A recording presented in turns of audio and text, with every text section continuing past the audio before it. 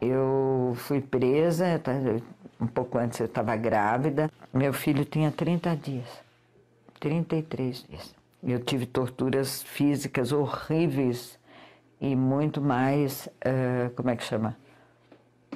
Na área moral, civícia, sexual, né?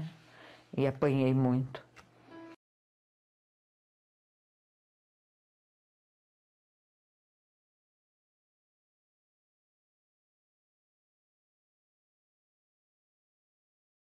Após o fim da Segunda Guerra Mundial, as circunstâncias levaram a União Soviética e os Estados Unidos a um conflito indireto que perdurou durante toda a segunda metade do século XX.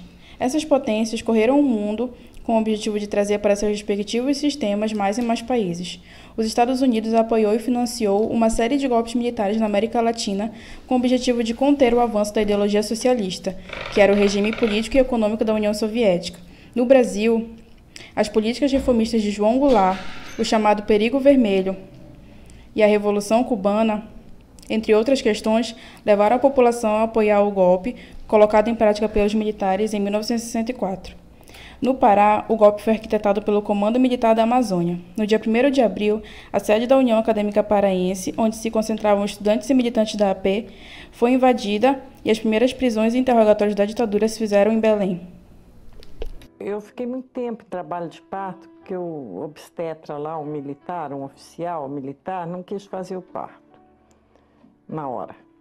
Então eu falei assim, mas meu filho vai morrer, ele não vai aguentar. Ele falou, isso tem importância, é um comunista menos.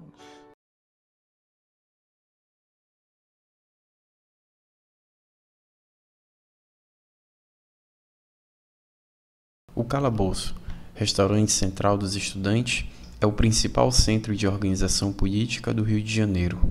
Este servia como um centro de apoio aos estudantes carentes, ou seja, não era somente um restaurante, além de oferecer outros serviços. Funcionava de segunda a domingo. O regime militar passou a dar maior importância ao calabouço por acreditar que ali seria um lugar de conspirações e revoltas.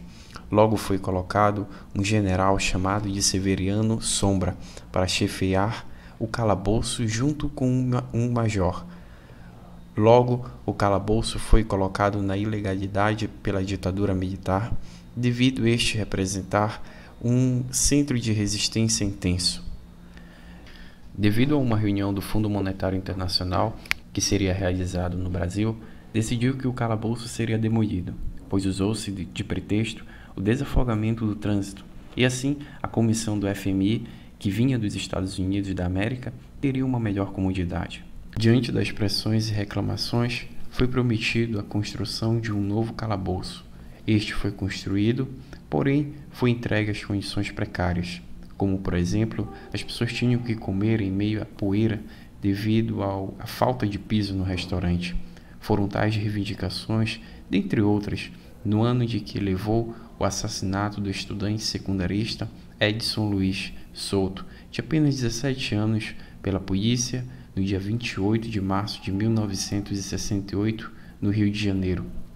E este ato brutal foi o estopim para a primeira grande manifestação pública daquele ano, que culminaria 3 meses depois na Marcha dos 100 Mil. O evento foi um dos principais protestos contra a ditadura militar. O aumento das manifestações públicas levaram a um endurecimento por parte do governo Costa e Silva, naquele ano que culminou com a edição do Ato Institucional 5. O AI-5 foi considerado o golpe mais duro contra a democracia na ditadura militar, pois este entra em vigor no dia 13 de dezembro de 68. Foi produto de ações arbitrárias que ficou conhecido como o período de maior repressão durante o regime militar. A morte de Edson Luiz serviu de estopim para revoltas. Junto a esse fato, somou-se a gota d'água para a instauração do AI-5, nos dias 2 e 3 de setembro, com o pronunciamento do deputado Márcio Moreira Alves, do MDB, na Câmara, lançando um apelo para que o povo não participasse dos desfiles de 7 de setembro. Na mesma ocasião, outro deputado do MDB, Hermano Alves, escreveu uma série de artigos no Correio da Manhã, considerados provocações. O ministro do Exército, Costa e Silva, atendendo ao apelo de seus colegas militares e do Conselho de Segurança Nacional, declarou que esses pronunciamentos eram ofensas e provocações irresponsáveis e intoleráveis. O governo solicitou então ao Congresso a cassação dos 2 deputados. Seguiram-se dias tensos no cenário político e no dia 12 de dezembro, a Câmara recusou, por uma diferença de 75 votos, e com a colaboração da própria Arena, o pedido de licença para processar Márcio Moreira Alves.